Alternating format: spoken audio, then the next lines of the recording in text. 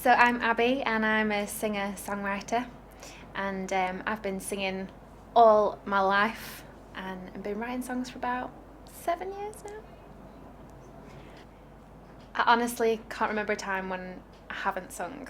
Um, I guess when you watch videos back of you as a kid and you see photographs and stuff, it triggers memories. And I do have a memory actually of when I was really tiny and it was summertime in the garden and my mum was hanging out the washing and I was just running around the garden just la la la la la. I guess it was before I could even talk really, and music's just in my blood. I've always sung. I can't remember a time when I haven't sung, and I've always been encouraged to sing as well. I'm from a really musical family, so they've always really encouraged me in my music. I've always wanted to sing. I've never really wanted to do anything else in terms of a career, but I guess my parents encouraged me to do a few other things as well and just widen my net a little bit because my dad's a farmer, my mum's a childminder, childcare provider, and so I'm from a really working class family, and so as much as they saw my dream of being a singer and a musician, they wanted me to have a grounding to go alongside it so that if the music thing didn't work out I had something to fall back on. So I actually trained as a beauty therapist. Yeah, when I was so I went to college and I did performing arts, and then after that I went and did beauty therapy, BTEC National Diploma, which I really enjoyed, and it's been something that actually has run alongside my music until now. I'm still doing a little bit of that now, which is really, really cool.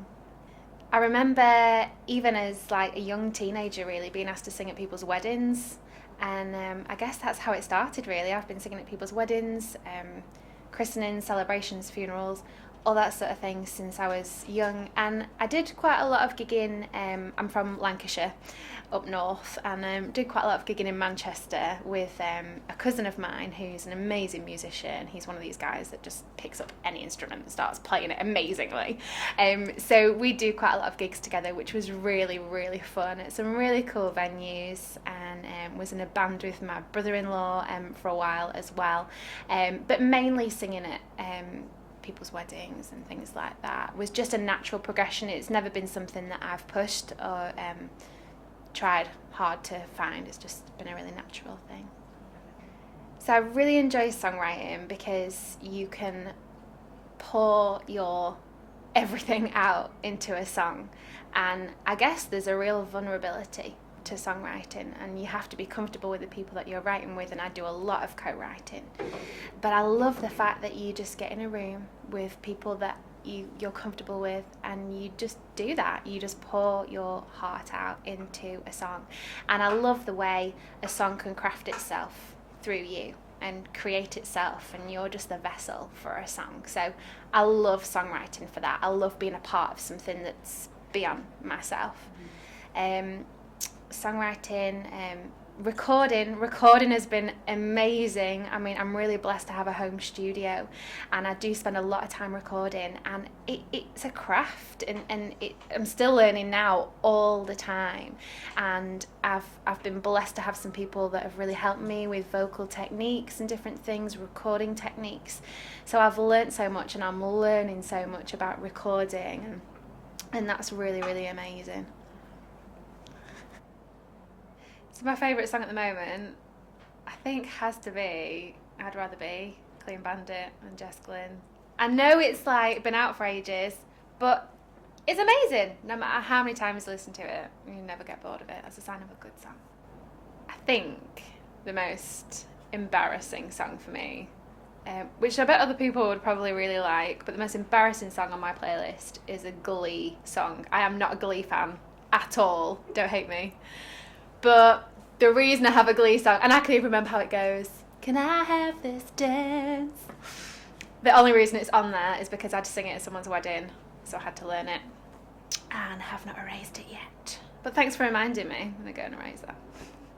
The best piece of advice I've ever been given is really obvious, but just to be yourself, to be me and not try to be anyone else.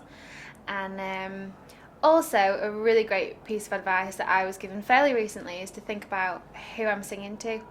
who's my kind of target audience, if you will, who do I want to communicate with and get on their level. Yeah, advice I would give to someone who is trying to have a career in music and singing and songwriting is just to love what you do.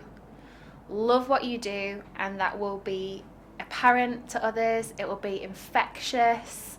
People will cling on to it, and we're all individuals. We are, and we've got to hold on to our individuality, and what I might like, you might not like.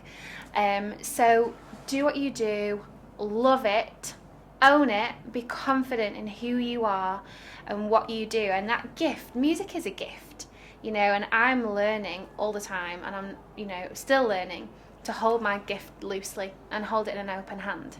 And so that's a really good piece of advice as well, really, just to give your gift to others and just love what you do. I guess another challenge is that people don't want to buy music anymore.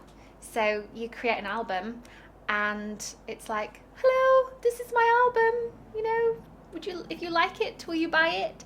And people want music for free. They don't want to pay for it anymore, and it's crazy, but that's what's happening. And so that's a real challenge at the moment, and almost to think outside the box and think, well, what can I give to people kind of beyond that? How can I make them part of what I do and part of my journey? So that's a challenge that I'm kind of battling through all the time and just sticking with and learning more about. So right now I am in the midst of starting to record an EP, which is really exciting. So this year I've spent all year writing material, and I've got enough material to create an EP. Now I just need to make it, so that's what I'm on with right now, just getting that all started. I've just launched a crowdfunding campaign to help raise the money to record my EP, which is great. Another thing that I'm doing right now, which is really exciting, is I'm a featured artist on a song that is on its way up the charts right now, which is ridiculous. It's a song called 1914, The Carol of Christmas, and it's all about that moment on Christmas Day in 1914 when the German troops and the British troops stopped fighting and sang Silent Night and even played football in the trenches. And you just can't imagine that kind of a moment happening now, can you? It's just mind-blowing, and yet it happened. And so my husband, actually, who's an amazing songwriter, wrote a song about that moment after watching a BBC documentary and just being so moved by it. He wrote this song, and to cut a very long story short, I'm a featured artist on it alongside a military choir, the RAF Spitfire Choir, who are the only choir in the country who are all serving military. So every single one of them is serving in the military. And it's climbing its way up the charts. It was presented to 10 Downing Street just the other day. It's just crazy. It's something that this song has taken on its own life and is just growing legs and going, bye, I'll see you later. And we're just kind of going along with it, which is awesome to be a part of. So I'm a part of that right now. So we'll see what happens, but really busy just sharing that and just keeping up the momentum with that song, really. So that's on the run up to Christmas. I'm involved in a few Christmas concerts this year, which I always like to do in local churches, and actually we're doing kind of a few different gigs around the country. We're doing Scotland and different places. That's me and my husband Chris. So it's a really, really busy time, but in terms of the future, it's definitely about this new material that I've written this year, just getting that recorded and getting it heard by people. So I love the support that emergeination give me as an artist. My plan with emergeination, I never see ending, to be honest. I just see it being something that's a continual partnership, and I love the thought that I can own my own music.